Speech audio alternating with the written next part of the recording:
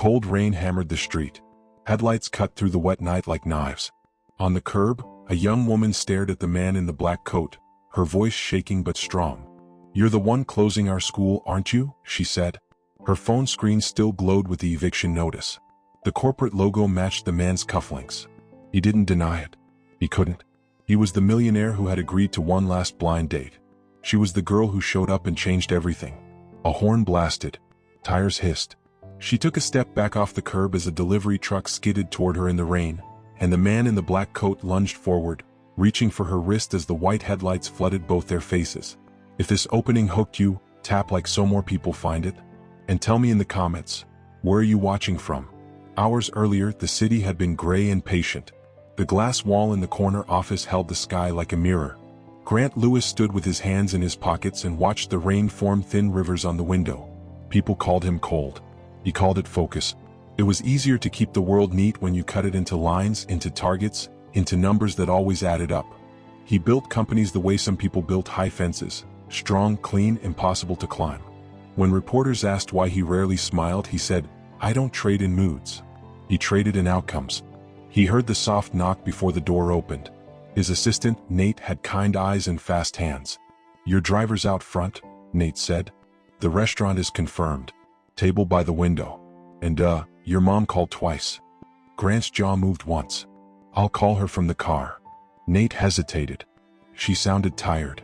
"I know," Grant said, and the words came out flatter than he meant. He reached for his coat. "Anything else?" "One more thing from legal," Nate said, placing a thin folder on the desk. Clearway Holdings wants final approval to proceed on the West 82nd lease. The school lease. Grant held the folder without opening it. He had seen the numbers already: old building, high cost, better use as condos. The townhouses they would put there would sell fast. A simple line in a forecast. "I'll sign it later," he said. In the car, the city slid by like a wet film strip. Grant called his mother. Her voice was thin but cheerful. "Hi, honey," Helen said. "You're on your way?" "I am," he said. "You should be resting." "I rest all day," she teased. "It's boring. Tell me the truth. Did you only agree to this because I'm sick?" "Yes," he said, "because lies were messy. But I am going." "I know," she said softly. "And I know you think blind dates are silly. But sometimes the right person doesn't show up on a calendar. Sometimes she arrives like rain. Unplanned." He stared at the blurred lights. "Is her name important to you?" "Her name is Mia," his mother said. "Mia Clark. She teaches second grade. She volunteers on Saturdays. She bakes cookies for people who don't expect cookies. And she can tell when a kid is scared by the way they hold a pencil." Grant said nothing for a long beat. "I'll be polite," he finally said. "Don't be polite," his mother whispered. "Be honest, and be kind. Kindness is the engine of miracles." He looked at his reflection in the black window. "I'll try." The restaurant smelled like warm bread and rosemary. The windows were fogged at the edges where rain touched glass. Candles flickered in calm pools of light. A host led him to a small table by the window, two glasses set neatly apart like two people who hadn't met yet. Grant checked his watch. He didn't fidget. He never fidgeted. He kept still and looked out at the storm. "Hi," a voice said gently. He turned. She stood with an umbrella folded to her side, rain in her hair like tiny stars. Her coat was cheap but clean. Her eyes were steady, a soft brown that didn't flinch. "I'm Mia," she said. "Are you, Grant?" "I am," he said, rising. They shook hands. Her palm was warm and a little damp from the rain. He noticed the thin silver ring on her middle finger. He noticed the frayed cuff on her sleeve. He noticed that as soon as she sat, she checked the room the way teachers check rooms, where the exits are, who looks lost, who's fine. "Thank you for coming," she said. "Thank you for agreeing," he replied. They ordered simple food. She picked tomato soup and a grilled cheese. He chose roasted chicken because it was easy to cut while talking.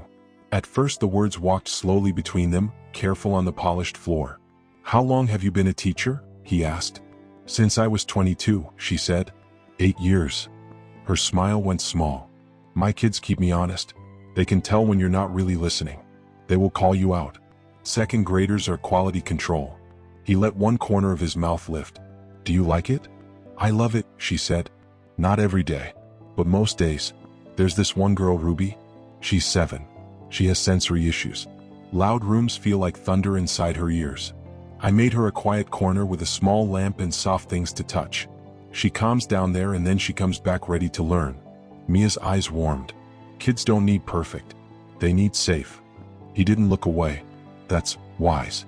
And you? She asked. What do you do, Grant? He watched the candle. He had decided not to lead with titles. Titles changed how people sat and what they dared to say. I work in real estate, he said. Not a lie. Just a thin slice of truth. She nodded. Is it interesting? It's complex, he said. Lots of moving parts. Lots of decisions that make some people happy and some people not. That sounds like parent-teacher conferences, she joked softly, and he almost smiled again. A busboy dropped a tray near the kitchen. The crash cut through the room. A bowl spun and broke with a soft final sound. The busboy froze, his face red, eyes wide.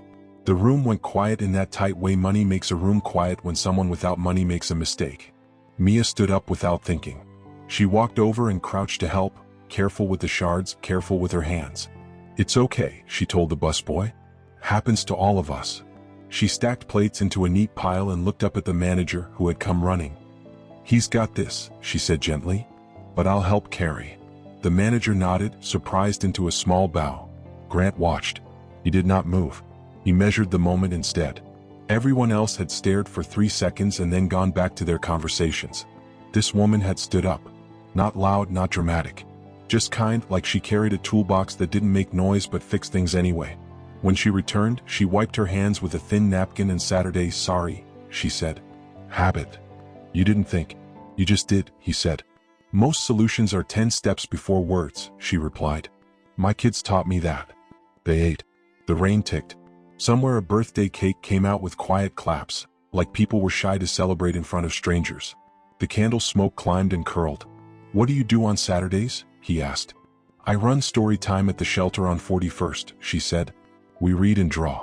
Sometimes we build small paper cities and then we talk about what we want in those cities. No bullies, free soup, warm socks, a library where you can come even if you whisper too loud. He studied her face. Do you ever get tired of giving?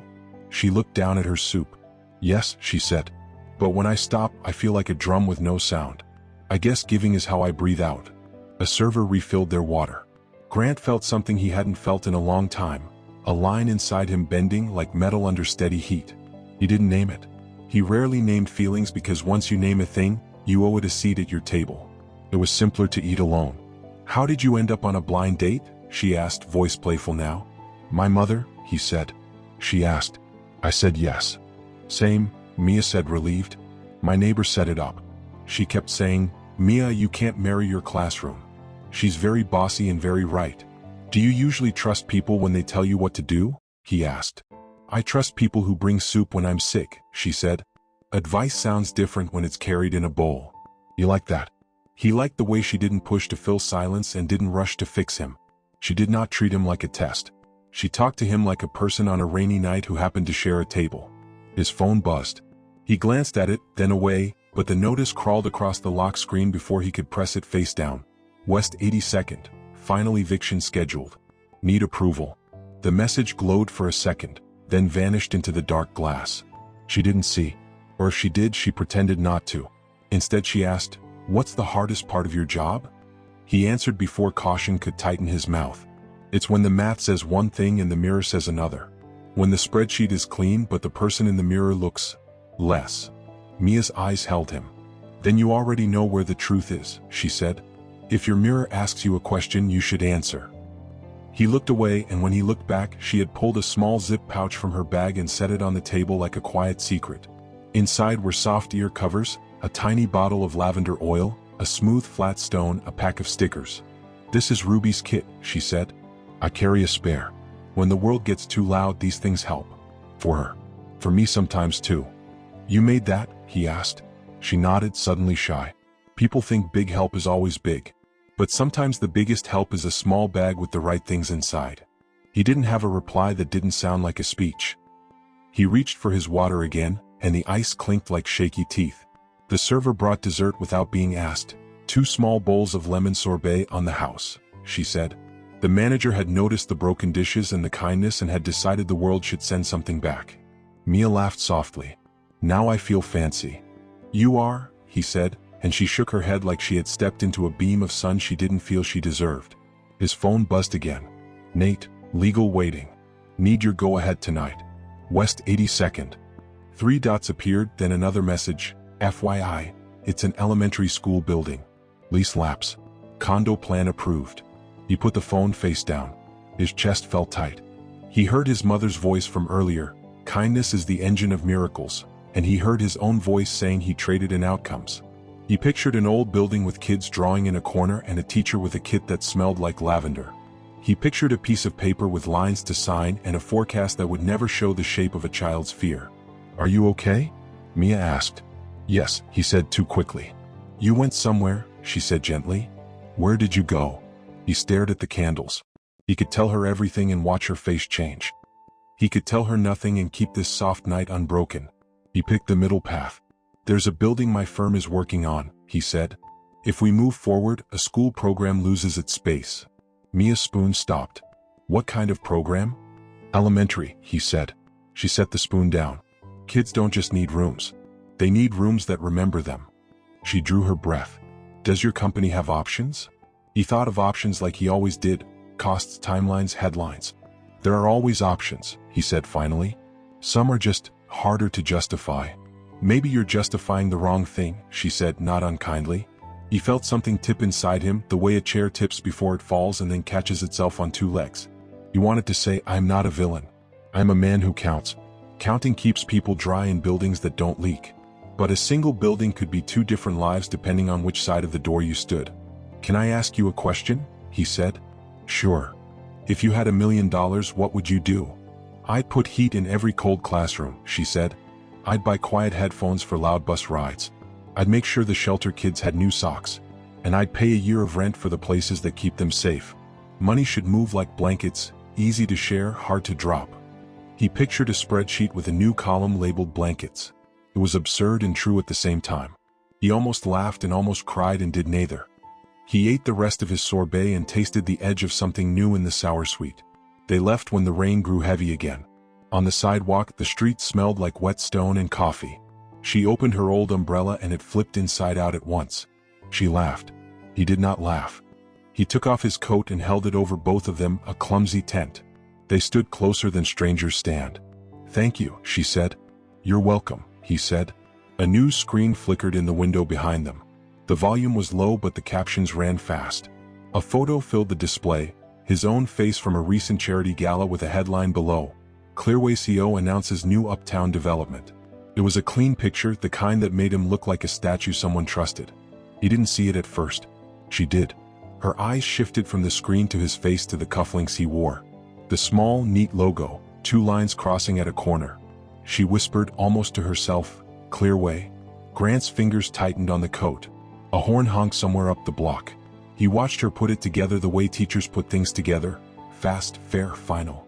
She wasn't angry yet. She was confirming a fact. Is that you? She asked. He could have said, I consult. He could have said, that story is old. He could have said, I'm not the person you think. He chose the only answer that left the room honest. Yes. She did not step away. She did not make a scene. She did something worse to his heart. She looked sad for him. You're the one who can stop it, she said. You're the one who can say, not this building, not this year, not these kids. Rain tapped his hair and slid down his neck. His throat worked. It isn't that simple, he said, and even to his own ears the words sounded like a door closing too soon. It never is, she said, soft and level. But simple and right aren't the same word. She held his eyes a beat longer. Good night, Grant. She stepped back out from under the tent of his coat. The umbrella flipped again, useless. She tucked it under her arm and turned toward the curb as her phone buzzed. She looked down. The light on her face turned her eyes to glass. The message on the screen was big enough to read in the glow. Final notice, program must vacate by 30 days. A truck engine growled, too loud in the rain. The crosswalk signal blinked red. She took one long step like she just wanted to be away from him, from the logo, from the hurt, and the heel of her shoe slid on the wet paint stripe. The truck's tires lost grip with a squeal. People shouted. The driver threw his arm across the wheel. The white grille lunged forward the length of one breath. Grant moved before thought. He dropped the coat, reached for her wrist, felt the small bones under his fingers and pulled. Her phone flew. The truck's brakes screamed. Time felt thin and sharp like the second before a glass hits the floor. Somebody yelled, "Hey!" A dog barked. The air smelled like hot rubber and rain. She turned her head toward him, hair stuck to her cheek, eyes wide with shock and something he could not name yet. The truck slid to a halt inches from the curb. Water splashed their knees. His heart slammed like a fist on a locked door. They stood frozen in white light. Behind them, the news screen still showed his face with the clean caption. In front of them, the driver climbed out of the truck with shaking hands saying, "I didn't see, are you okay?" Mia pulled her wrist free gently, like someone taking back a book with a folded page they had loaned you. She reached down for her phone with wet fingers. The notice still glowed. Final, final, final. She looked up at Grant. The rain made everything shiny and true. "Tell me one thing," she said. "Do you have the power to stop this?" People gathered at a polite distance, city faces soft with relief and curiosity. The crosswalk turned white again. The busboy from the restaurant stood in the doorway under an awning and watched the man in the black coat and the girl with the broken umbrella like they were both parts of a movie he had wandered into by mistake. Grant opened his mouth. The first words that rose were the ones he always used: process, board, vote, timing, the world as a set of gears. But another set of words had started to grow, small and stubborn, like green shoots that push through cracked sidewalks even when no one plants them. "Yes," he said, and the word shocked him because it was a bridge and not a fence. "I do." "Then do it," she whispered. He nodded once and it felt like a floor shifting under him until it found a new place to hold. A siren wailed far away. The driver climbed back into his seat and rolled forward slowly, eyes wide and apologetic. People drifted away, their lives tugging them like quiet leashes. The rain eased to a steady fall. The busboy slipped back inside. Mia wiped water from her eyelashes with the back of her hand. She looked past him at the news screen, then back at him, and he could see a battle behind her eyes. The part of her that wanted to hope and the part that worked in a world where promises often broke. "I'll need proof," she said. "You will have it," he said. He didn't know how he would make the math behave. He only knew the mirror had asked him a question and now he had answered and there would be work. Her breath came out like a small laugh that wasn't a laugh. "Okay," she swallowed. "I'm going to head home." He picked up his coat and shook it once. "Let me get you a car." "I'll walk," she said, and then, because she was herself, she added, "You should call your mother." He felt the hit of that and held it. "I will."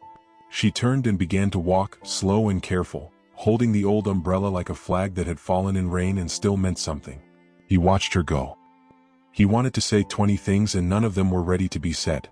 A small voice behind him spoke and he turned. A kid no more than 8 stood there with his dad. The boy had the solemn face kids get after big moments. "Mister," the boy said, "you should keep people safe if you can." Grant nodded. "Yes," he said. "I should." He stood in the rain until she reached the corner. She stopped there and turned as if the street itself had asked a question. For half a second he thought she would wave. Instead, she raised the broken umbrella and held it high like a funny salute, then lowered it and disappeared into the side street where the lights were softer. Grant walked back inside the restaurant. The manager hurried over. "Sir, are you all right?" "Yes," he said. "Can I borrow a pen?" The manager gave him a pen. Grant pulled the legal folder from his coat pocket and opened it on the host's stand. The paper inside was clean and expensive. The title read, "Property Redevelopment Authorization, West 82nd. He read the first lines again and then he took his phone and called Nate. "Put legal on," he said when Nate answered. "Right now?" Nate asked, surprised. "They just left the office." "Call them back," Grant said. "I need a new plan. We're not clearing that building. We're moving the project 2 blocks north and we're funding a 1-year lease extension for the school program. Find space they can expand into. Bring me options by morning." There was a long, shocked pause. "By morning?" Nate said. "Tonight," Grant said, and his voice was calm and exact. "We'll lose money on the move. We'll make it back in goodwill, brand, and the part of my soul that sleeps. Make the numbers work. If they don't, we will teach them how." Nate almost laughed. "Yes, sir." "And Nate?" Grant said. "Yeah." "Thank you," Grant said, and he hung up before his assistant could say he didn't do anything. He signed the margin of the old document with one word, void. It wasn't official. It was symbolic. But sometimes the first step is a symbol, a flag planted, a door opened, a word said aloud in the rain. He turned to the window and looked out at the corner where she had disappeared. He felt the shape of his life the way you feel a room in the dark by holding the wall with your palm, slowly, carefully, ready to find the light switch. His phone buzzed again. A new message. Emma, how did it go? Is she wonderful? He typed back, complicated. And yes. Then he added, I'm making a big change. I'll explain tomorrow. Good, she replied. Kindness is the engine. He smiled at the screen, a small quiet thing that someone close would have noticed and someone far would have missed. He put the phone in his pocket and for the first time that night felt the warmth of the room. He didn't know if Mia would ever want to see him again. He didn't know if the story would break his heart or build it. He only knew that a girl with a broken umbrella had said do it and he had said yes. He grabbed the spare umbrella by the door, the manager's borrowed without asking, and went back into the rain. He walked the way she had walked. He didn't see her at first. Then he did. She stood under a small awning in front of a closed bookstore, reading the notice again, fingers pressed to her lips. He stopped a few feet away. Mia, he said. She looked up, every line in her face open and tired and brave. You're still here, she said. Yes, he said. And tomorrow morning I'll bring proof. She stared at him like she wanted to see the edges of his words and the weight of them. Tomorrow morning, she repeated. Tomorrow, he said. The rain softened to a mist. A cat darted from a trash bin to a doorway. Somewhere, a siren eased into silence. The city felt like it was holding its breath with them. Mia nodded once and then, slow, she held out her hand. He took it, not like a promise, not like a deal, but like a person takes another person's hand when the street is wet and the future is close and loud and not fully written yet. A car splashed by and broke the moment.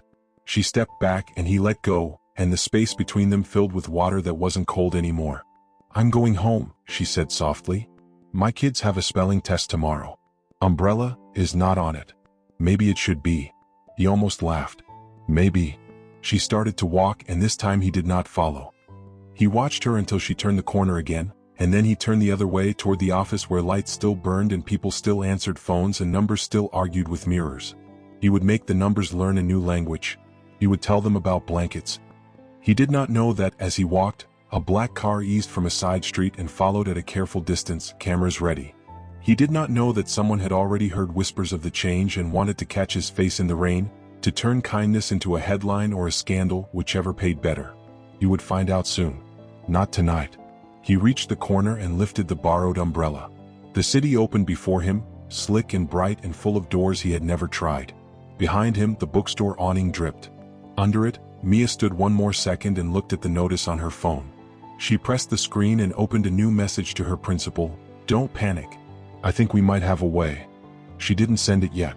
She saved it as a draft because hope is brave but not reckless. A gust of wind flipped his umbrella inside out, and he laughed by himself under the streetlight, because even rich umbrellas betrayed you in the same silly way as cheap ones. It felt good to laugh without rehearsing it first. He headed toward the office, rain tapping a new beat, steps light for a man who had never been called light. The night watched him go.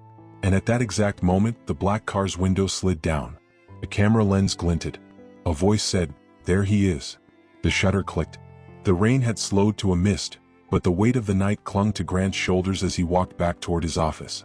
His shoes clicked against the wet pavement, sharp and measured, but inside his chest everything felt unsettled.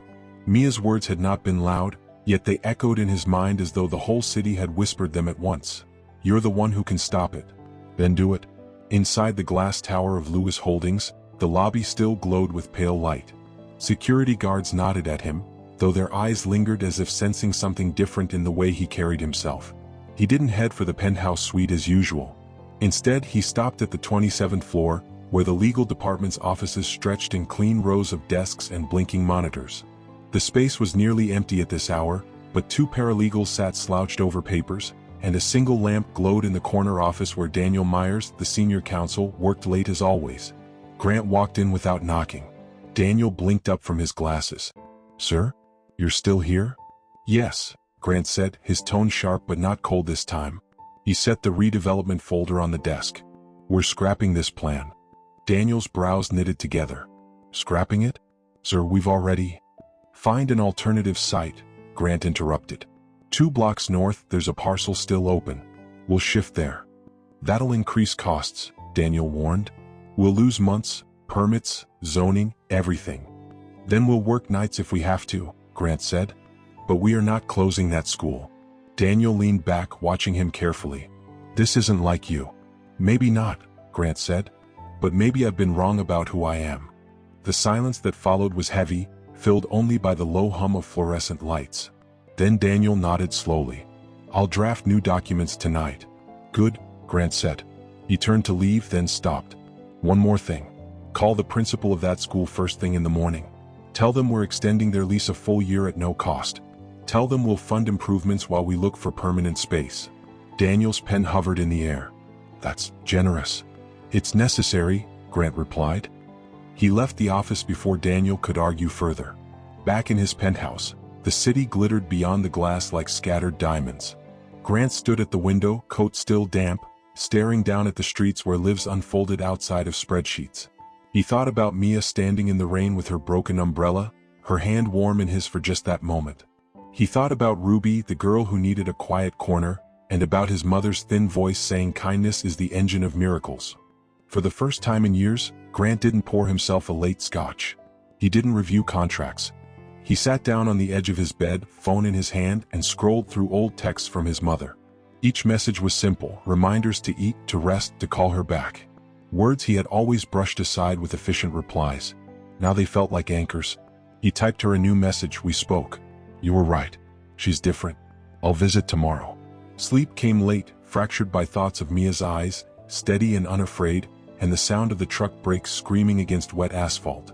Morning came with a wash of pale gold sunlight across the city. Grant rose earlier than usual, showered, dressed in a navy suit, and skipped his normal driver. He called for a cab instead, feeling the need to step into the morning like anyone else. He gave the driver the address of West 82nd Street. When he arrived, the school looked small against the backdrop of taller, cleaner buildings. The paint on the bricks was faded, and the playground gate squeaked when the wind moved it. But children's drawings taped to the windows made the place look alive. He stood on the sidewalk watching kids run inside with backpacks too large for their shoulders, teachers greeting them by name. He pulled out his phone and called Daniel. Make it official, he said. The lease stays. Send the paperwork directly to the school board today. Yes, sir, Daniel said. Grant stayed longer than he planned, leaning on the hood of the cab, watching parents drop off their children. One boy tripped on the curb, spilling crayons across the sidewalk. A woman bent to help him, smiling as she gathered them up. Grant realized it was Mia. Her eyes met his across the distance. Surprise flickered, then caution. She walked over, the boy skipping ahead into the school. You're here, she said. I told you I'd bring proof. He handed her an envelope. Inside were signed documents from Daniel's office. Lease extension, renovation fund, relocation plan. She opened it, scanning with quick eyes. Her lips parted as she looked up. You really did this? Yes. Why? He paused. The answer could have been easy, brand image, goodwill, numbers.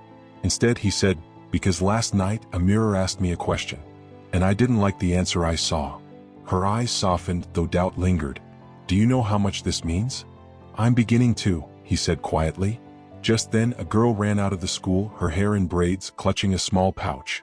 Miss Clark, I forgot my kit. She held it up proudly, then darted back inside. Mia laughed, shaking her head. That's Ruby, she said. Grant watched the door swing shut behind the child. Something shifted deeper in him, like stone cracking to make room for water. Mia folded the papers back into the envelope. Thank you, she said. But don't think this makes you a hero overnight. One choice doesn't erase the rest. I know, he admitted. But it can be the first step. She studied him for a long moment, then nodded. We'll see if you keep stepping. He smiled faintly. Fair. Before he could say more, a black car pulled up to the curb. The window rolled down, and the click of a camera shutter echoed across the street. A reporter leaned out, shouting, Mr. Lewis, is it true you canceled the West 82nd project? Are you protecting the school? Mia stiffened beside him. Grant glanced at the camera, then back at her. For once, he didn't care how the headline would read. Yes, he called back. Print it. The reporter's grin widened as the car sped off. Mia stared at him, stunned. You just admitted it? He shrugged lightly. Why not? Sometimes the right story needs to be told out loud. The bell rang, pulling her attention back inside. She held the envelope tight. I have to go teach, she said. Of course, he said. Maybe. I'll see you again? Her smile was small but real. Maybe. She turned and walked into the school. Grant stood there longer than necessary, the morning sun warming his face, the city alive with possibility. But he didn't notice the same black car parked further down the block, the reporter speaking into his phone. "Yeah," the man said. "He's changing the project." The Ice King finally thought, "This story's going viral." And as Grant got back into his cab, he felt for the first time in years that his life wasn't just about walls and numbers. It was about doors, and who he allowed to walk through them. The morning headlines spread faster than Grant imagined. By the time he stepped into the boardroom, his face was already on every business news outlet. "Ice King saves school," one headline read. "From eviction to redemption," said another. Paparazzi photos of him holding an umbrella in the rain beside Mia painted him in a way he hadn't seen himself in years, human, even vulnerable. His board of directors, however, did not look impressed.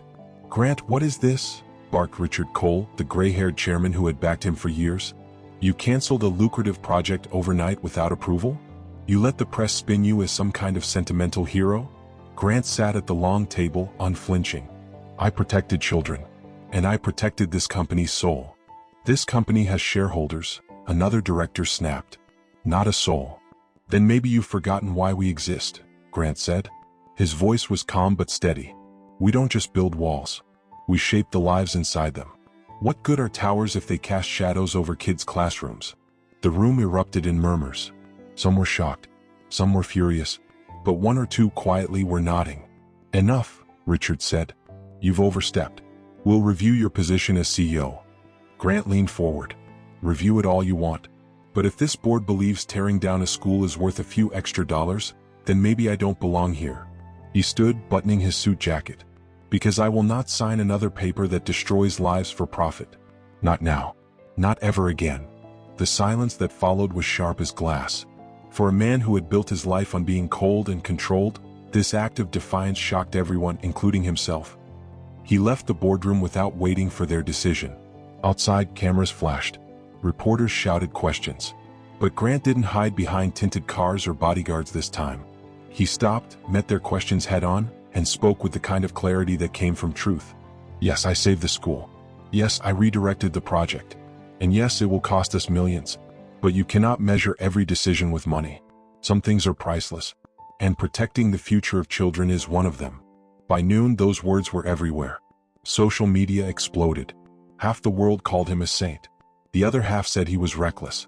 But Mia? She didn't call him anything. She didn't call him at all. That evening, Grant sat alone in his penthouse staring at his phone. He had risked everything, his career, his reputation, but the only person he wanted to hear from was silent. Finally, he typed, "Can we meet? Just to talk." He hit send and waited. Minutes turned into hours. Then, just as he was about to give up, his phone buzzed. A single reply, "Tomorrow, 7 p.m. The school library." The next day, Grant walked into the old school library. The smell of old books and crayons hung in the air. Mia stood by the window, stacking storybooks. She looked tired, her hair pulled back loosely, but when she saw him, her eyes steadied. "You caused quite a storm," she said.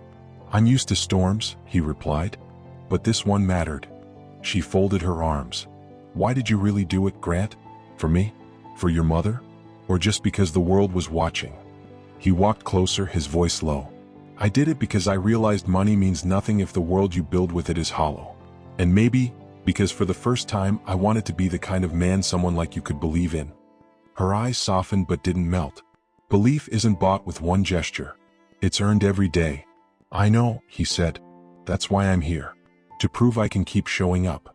Before she could reply, children's laughter spilled through the hall. A group of kids rushed in, Ruby among them. She froze when she saw Grant, clutching her pouch tightly. "Miss Clark, is that him?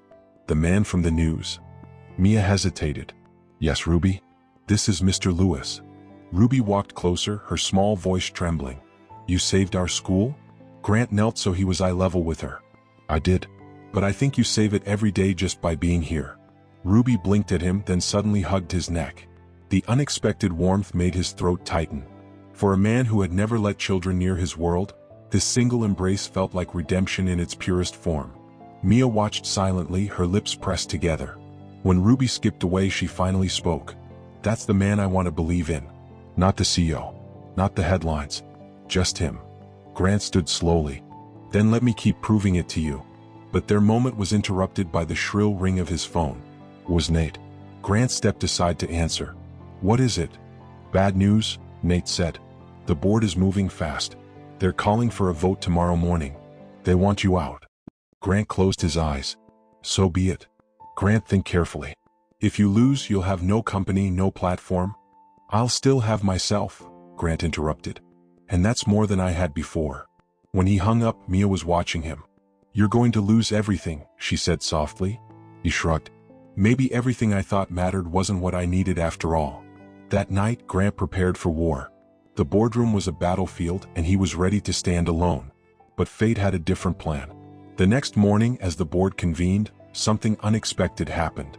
Dozens of parents, teachers, and children gathered outside the building, holding signs that read, "Thank you, Mr. Lewis, and save our school." News crews swarmed. The story had gone viral. The city was watching. Inside, Richard Cole slammed the gavel. Grant Lewis has shown reckless disregard for shareholder value. I call for his removal as CEO. But before the vote could proceed, the boardroom doors opened. Helen, Grant's frail mother, walked in with a cane supported by Mia. Her eyes, though tired, blazed with quiet fire. This company exists because of my husband and me, she said, her voice trembling but strong. And it continues because of my son. You call him reckless. I call him brave. You call him foolish. I call him human. If you remove him, you remove the heart of this company. And a company without a heart cannot stand. The room froze. Richard tried to object, but Helen raised her hand. You forget who I am. As a founding partner, I still hold voting rights. And today I cast my vote for my son. One by one, other members shifted in their seats. The tide turned. The vote failed. Grant remained CEO. But this time he wasn't the cold CEO. He was the man who had stood for something greater. After the meeting, Grant guided his mother out, his hand steady on hers. You didn't have to do that, he whispered. Yes, I did, she said softly. Because you finally became the man I always knew you could be. Tears stung his eyes, but he blinked them away. I don't deserve you. She smiled weakly. Just keep deserving her, she whispered, nodding toward Mia. That night, Grant and Mia walked together through the city. No cameras. No board members. Just two people on a quiet street.